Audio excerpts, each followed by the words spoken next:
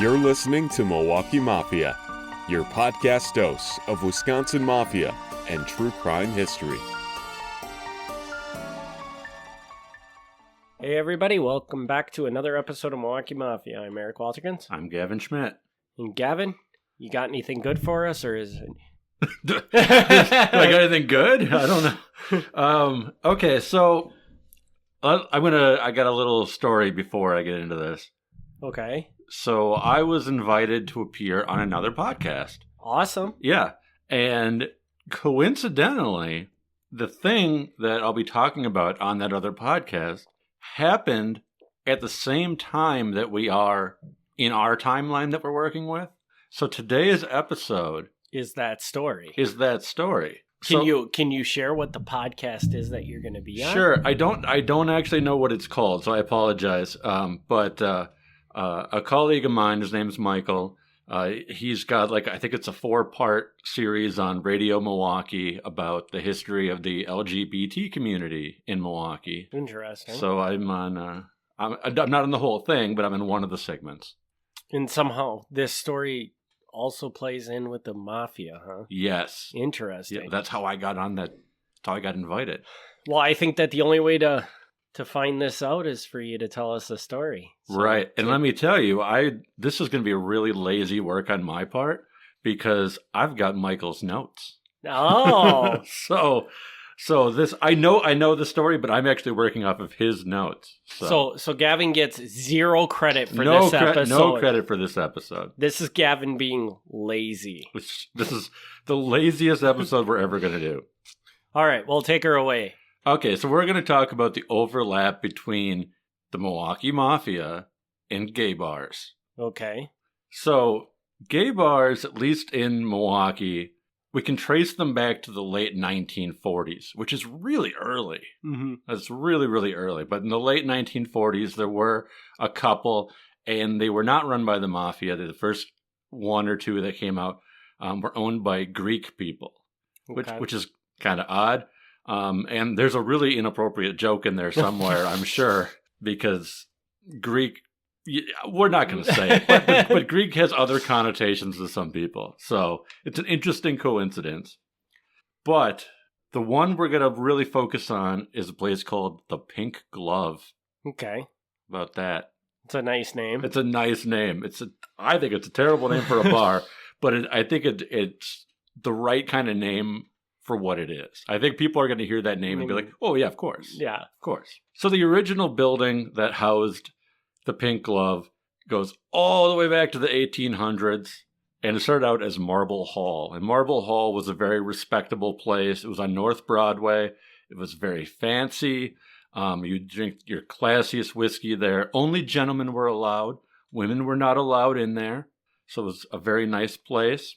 They went right up through Prohibition, and Prohibition, they decided they were going to ignore it, which was a bad move because the owner ended up getting fined a very hefty amount. And again, I'm working off of Michael's notes. But according to his notes, the adjusted, in today's dollars, fine the guy had to pay was $40,000. Wow. So he really got nailed for Prohibition violations. He did serve a little time in jail along with that, and Marble Hall had to close. But then it came back under new ownership under a man named Broadway Pete. That's a good name. Yeah, because I'm sure his name was Pete, and the bar is on North Broadway, so he's Broadway Pete. He ran it through the end of Prohibition, and after Prohibition, of course, liquor and booze returns. But now, after Prohibition, apparently it's not the classy place it used to be. It's now, it's not top shelf whiskey. It's just your regular old whiskey. And the clientele isn't showing up in their fancy suits and ties. They're just showing up whoever. So it's gone downhill a little bit. When it was the fancy place, mm-hmm. it was still a gay establishment? No. Okay. At no point here is it a gay bar yet. Okay. So it continues this way up until 1958. In 1958, Marble Hall closes its doors and closes for remodeling. It's purchased by Marvin and Harold Klein. Now, Marvin, I don't think we've mentioned before, but Harold Klein, I believe we have talked about, because Harold Klein was a notorious fence, and he was one of the guys who financed that meat hijacking. Okay. You remember the meat hijacking episode? I do. Okay. So these guys, technically, they're not mafia members because they're Jewish, so they can't be mafia members, but they're very closely tied in that they were financing crime and they were, fencing stolen goods and that sort of thing. So definitely on the edge of the mob. Anyway, so they buy the place. They close it for remodeling. All the fancy marble floors and fixtures are covered up with red velour. Wow. The ancient brass fixtures are replaced with pink sconces. So it's pretty fancy. Okay. All right. So they talk to the Milwaukee Sentinel at the time of the remodeling, and they say, we're going to try to build up the night business. Anybody who knows how dead North Broadway is after 8 o'clock can realize this is a stupendous undertaking. So apparently they think that this is going to be a new, the area's died down. We're going to start it back up again. They open back up 2 weeks later as the Pink Glove. It is believed to be one of the first concept gay bars in Milwaukee. Now, exactly what concept means, I'm not sure. Okay. But it's definitely one of the earliest gay bars of any kind. I'm thinking concept would mean that it was designed to be a gay bar. That could be. Instead of just maybe becoming, like opening up a bar and then it becomes a large following of gay people. But this was actually designed for that. That could be, because the very next sentence is, rather than just a place where gay men gathered, the Pink Glove deliberately marketed to the gay community. So it looks like, I guess you understood that better than I did. So Marvin Klein, he pointed out that homosexuals were orderly people. They were good spenders. They didn't want to draw too much attention to themselves. So, they behaved. He brought in a gay couple from Chicago to promote the idea of a gay bar. He denied that the Pink Glove was part of a national operation catering to homosexuals. He did state, however, that pink is a color used as a signal for quote-unquote sex deviants. And that's what they were called back then, was sex deviants, huh? Yeah. Do we know, were the owners themselves gay? Mm-mm. Or they just saw an opportunity and thought, hey, we're going to try and bring this bar on the market to this community? Right. As far as I mean, Harold I know is not, or was not. Marvin, I don't believe so either. I think they just saw business opportunity. And this was in 58? Yeah, 58. That is very forward thinking by a person. Yes. According to the Wisconsin LGBT History Project, this was a place where both white and black men openly mingled. This was years before that was socially acceptable at other bars in Milwaukee. So not just was this a place where gay people could be open about being gay, but you could mix black and white, which again, in the 50s, not really something you did. In its first week, adjusted for inflation, they made $15,000. So, very profitable establishment. That sounds crazy good to me, but I guess I don't know what a normal bar in that time would do. I don't either, but I think that sounds pretty great. Business was good. There was just one problem. The remodel came at a higher cost than the Kleins expected. FBI reports state that the Kleins received remodel assistance from sponsors of, quote, Italian and Jewish extraction. Do you have a definition of that? So this is a very indirect way of saying that people from the Italian and Jewish community were helping to finance this business. According to witness reports, one of those people was crime boss Frank Balistrieri. So he's putting some money in here. 1 week after the Pink Glove opened, FBI agents reported that Balistrieri was sending men into the bar to check the cash register. On September 4th, this is about a month after it opened, Marvin Klein and Frank Balistrieri were seen arguing at the Belmont Hotel. Soon after, Milwaukee police began bombarding the bar with raids.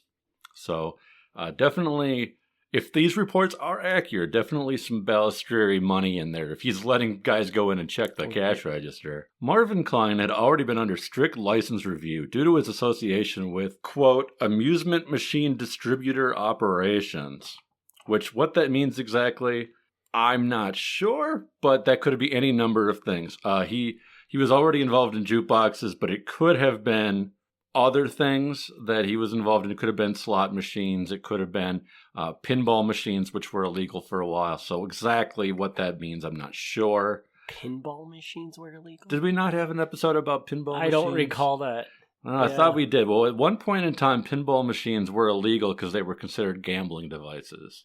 I'm trying to, because they have a point system? Because this is the stupidest thing in the whole wide world. But because you would pay your nickel or quarter or whatever it cost back then, and you could get a free ball, it would be considered gambling. Oh my God. Really? Yes, which sounds so dumb. and I looked into that quite a bit. I'm like, there's got to be more to this. There's got to be like, you go to the bar and you get paid out for doing so. No, that's seriously all it was. Is they were at one point in time, gambling was taken so seriously that any sort of winning, even that, they'd crack down on it. This is going way off topic, but we're just going to do it anyways because that's what we do. Yeah. So was gambling just like a huge thing at a certain point, like a huge problem in society that they would come so hard down on it? I don't think so. I mean, it's not something that I would say that like I'm an expert on, but from what I know of all the times that they did crack down on gambling, I don't think it was any more common than it is today. I think it was just a completely different way that we looked at things. It was, we as a society used to make things that were immoral illegal, and gambling was always seen as immoral. And, and many people still think of it as immoral, but then they used to make it illegal. And now today, I mean, a lot of it still technically is illegal, but nobody does anything about it. Yeah. Okay. So I don't think that there was ever like a point where like there was like a ton of people going homeless in the street being like, I spend all my money on gambling. I mean, that happens. Gambling addiction's real, but I don't think it was ever like a huge problem where society was collapsing or anything like that. It was just a thing that got onto somebody's radar and they just made a big deal about it. Yeah, basically. Yeah. I mean, from what I can tell, I mean, gambling was around. Well, I mean, it's been around forever, but it was like openly around in the 1800s, and it wasn't really cracked down on. And then, like through the 30s, 40s, and 50s, people got really serious about cracking down on it. And I think it started going the other direction since then. I couldn't tell you specifically what it was suddenly it was like, this is a problem. I don't know. But you got to believe that there was something that happened. Probably. That triggered all of this. But it could just be some public figure coming out and saying, we got to make us, bring a stop to this. It can't go on, blah, blah, blah, or something. Yeah, I mean, there's a whole lot going on there. It's the same as, I mean, this is totally different, but like cocaine. Cocaine used to be legal. Mm-hmm. You used to be able to go to the drugstore and buy it. They put it in soda. They put it in other things. And then one day someone's like, yeah, this probably shouldn't be legal. And they made it illegal. And now, I mean, it's still illegal, but there are some countries that have really gotten lax about it. Right. Because they're like, people know what they're doing. Let's just regulate this a little bit. Yeah, people are inevitably going to get their hands on it. So it's almost an unwinnable battle. So I don't know that there was any like one thing there where they were like, oh crap, everyone's got cocaine problems all of a sudden. I don't think that there was any one thing. Just it's the way that we change the way we look at things. Okay. Anyway, way off topic. Long diatribe off topic. Yeah, but we'll get back to the story. That's okay. Okay. So this is 1958. At this time, businesses could lose their liquor licenses, just for allowing homosexuals to congregate. Any evidence of deviant behavior, something as innocent as two male strangers sitting next to each other at a bar, was enough to justify police attention. I'm sure it's slightly more than just that, but if it looks funny. Anything more physically intimate could result in violence, arrest, shame, and life-changing defamation. Within 8 weeks, the pink glove had gone from an unusually safe space to a definite danger zone. Ultimately, the city of Milwaukee ordered the pink glove to close or face further charges. The bar closed forever on October 25th, 1958, and Klein turned in his liquor license. So they were only open. I was just going to ask. For a couple months, a total of 67 days. Wow. And then they shut it down. But these things existed starting in the 40s. Yeah. So were they all getting shut down like this, or was this one for some reason heavily picked out of the crowd and like attacked? I think this may be because they flaunted it. Because they weren't trying to keep it a secret. They were... like you very cleverly pointed out, there's a difference between a place where the gay community collectively says, hey, well, let's go hang out here. And a bar saying, hey, everybody come here. Yeah. Like, that's, at this point in time, that's not something you're supposed to be encouraging. So pretty much every other one that existed was probably way, way more on the DL where like, what? We're just a bar type thing. Right. Okay. And I'm not sure how much longer after that it got kind of normalized. There were some others that kind of sprung up around this time or shortly after. We've got here on the notes here, there were 7 known gay bars operated in the 1950s in Milwaukee. And yeah, today there's like almost no record of any of these places. Like the buildings have all been torn down and everything. So they were, even to begin with, these were not like fancy places. They were kind of hole in the walls, just where people would go. I think an obvious question, and maybe everybody else knows this except me, but okay, so at this point in time, they could literally shut down a bar if they felt like it was a quote-unquote gay bar. Yeah. Correct? Yeah. So when did they must have passed something at some point in time that did away with that? Do you have any idea when that was passed? I should know that answer, and I don't.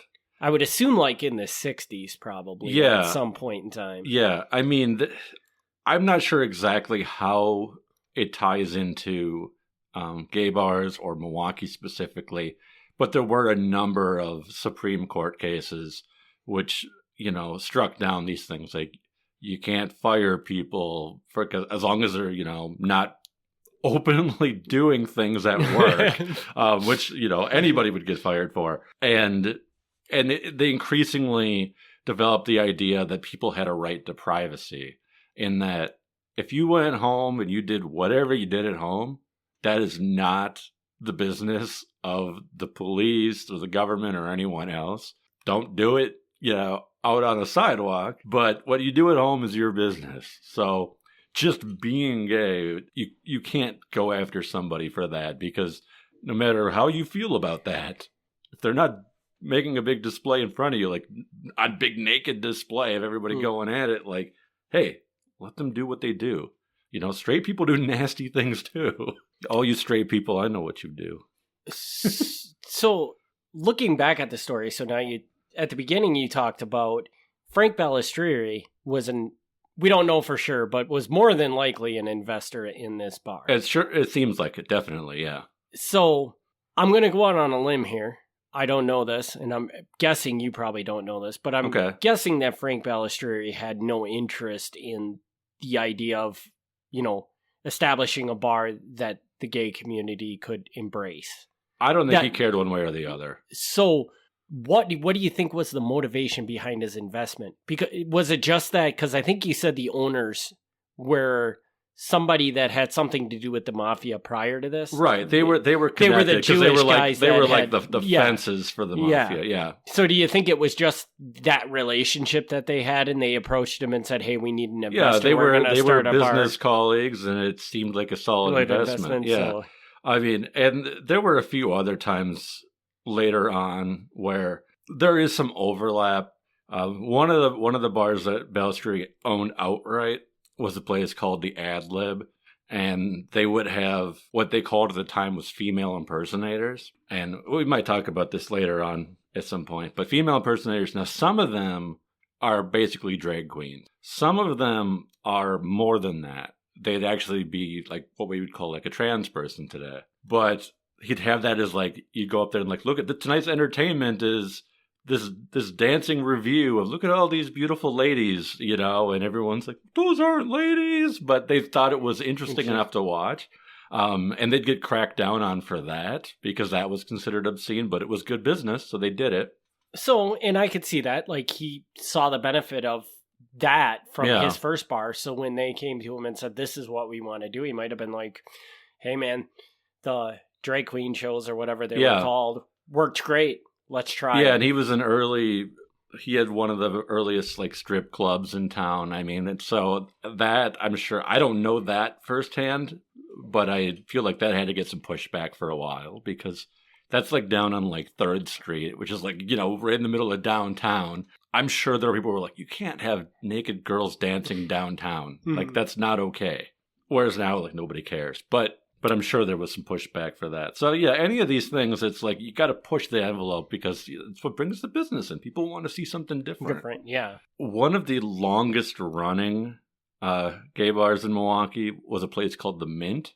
And the Mint originally was one of these places that had the Greek owners. But then it was taken over by Angelo Aiello. Which that name rings a bell. Yeah. I can't pin where exactly I know that name. Now this is the interesting thing. So Angelo has 2 brothers, John and Vito, and these are both mob guys, and they're going to come up in our stories again. And they are, all 3 of them are the sons of Isidore, and they are the grandsons of Vito Guardalabene, the original mob boss. Okay. So these are like 3rd generation mob guys. Angelo, I do not believe, was a mob guy. I believe just his brothers were. But it's interesting that he's part of this family, and he ran one of the longest running and most successful gay bars in Milwaukee. Although, I'm not sure that he was gay either, because he had a wife. Doesn't necessarily mean anything, but he did have a wife. So, again, it might have just been a business thing. It might have just been that they saw an opportunity. Yeah. And it was probably, at that point in time, it was probably a business that they saw profit in. Mm-hmm. And most typical business owners at that time probably weren't willing to go there just because of the issues that could arise with it. Right. Because the cops did have the ability to come in and shut you down just based on, I mean, even if you got probably, you know this story better than I, but I would assume even if they had a rumor that this was happening in a bar, they could probably go in there and do something about it. Well, I mean, the police can always go in a bar and see what's going on, sure. Right. But I mean, it's dangerous ground to play on, which is what the mafia seems to like. Right. They like dangerous ground that makes a lot of money. Right. So, and that reminds me, I should clarify this. So this is why I was invited on to the other podcast, is there's this rumor that the reason gay bars were able to operate is because the mafia backed them. And if the mafia backed them, they could pay the protection money or whatever to the police to get the police to back off. And that is not true. okay. The reason that rumor exists is because the most famous gay bar in history was a place called the Stonewall. And the Stonewall was owned by a mafia guy named Matty the Horse Iannello. And in that particular case, it does seem to be that they operated openly because he was paying off the cops. So I think because of that, people get the idea that gay bars kind of grew out of, paying off the cops. But there's really no evidence in Milwaukee of that ever being the case. So, clarifying, you're saying there's no evidence that this could be the case, but it could be. I mean, well, I can't say that it's not the case, but there's no evidence that it's the case. Yeah, I just want to throw that out as clarification, because it could have happened. It could have happened. It could have happened, but there's nothing really showing that it happened. Where did this guy own the Stonewall? Yeah, was this like a New York thing? This is New York. Yeah, I'm assuming. Yeah. Okay, so that's another great thing about this is that now you're showing that this wasn't just something Milwaukee was doing. Other mafias were getting into this too. So yeah. I'm not. So crap. I'm going to draw a blank. There's a guy named Phil. I want to say his name is Phil Crawford. If I'm wrong, cut that out. But but he actually wrote a book called The Mafia and the Gays, which is not a great title. No, it's not. but that's what it's called, and it is. It's all these stories he was able to gather about New York and Chicago and other places where this was a thing where it's not necessarily they're always paying protection, but there is a lot of overlap where the mafia, because they're on the edge of society, are getting involved in these what was considered sketchy businesses at the time. Yeah. And it's kind of funny because now you have to look at it and say, how much did the mafia help in progressing the LGBTQ community Mm-hmm. to where they are today. Right. You know, right. like that's kind of a funny side thing to this, that this criminal organization might have had a huge effect on getting people to accept this as being okay. It's possible. I mean, we don't have any evidence of that, right. but it does seem reasonable that if they're pushing this when in a time when it's a very taboo thing to be doing. Again, and not so much that they're pushing it, but they see a market. Yes. Yeah, I mean, okay, right. But they're seeing it as an opportunity. Right. So, right. Because fundamentally, that's what the mafia is. They're a business organization that fills in the holes that normal business owners won't take. And it's funny because that seems like an important thing to have in society. But well, again, whether it's they're a criminal not, organization. whether it's important or not, someone's going to fill it. Yeah. So it's interesting. Okay. Well, is that all you got for that one? Because I don't think I have any other questions. That's it. I mean, there might be things in the future, but as far as the pink glove, I mean, 67 days. Pretty short story. I did remember my other question now. Okay. So is the pink glove, is the building still in existence? The building still stands. Do you know what it is now? The last time I know it was vacant, and it doesn't look pretty. It does not look pretty, okay. No. I don't know if that's been changed since then, but as of a few years ago, it was an empty, vacant, not pretty building. What about the Mint? You were talking about the Mint was the longest. The Mint is on State Street. I don't know if that's still standing or not. They were supposed to close because of urban development, and I don't know if that ever actually went through or not. So I should know that. Again, another thing I should know, but I don't. So are you saying you're saying they were supposed to close, like the Mint was supposed to close? The Mint was supposed to close. So and I can tell you that it's not there. Okay, it's not there. It does not operate as the Mint currently. Okay. I don't know if the building itself exists, but the bar is not there. Okay. When did the bar go out? Was it a long time ago? Or? Depends what you mean by a long time ago. I mean, our lifetime? It was in our lifetime because when Angelo died, his wife Betty took it over. And she was around, I want to say, up to like 2005 or something. So in theory, it could have been operating till 2005. Yeah. That's a long run for all. And I hope no one's taking like serious notes here because this is all from memory. I could be way off. But that's my understanding. Cool. All right. Well, I think we can wrap this one up. Yeah.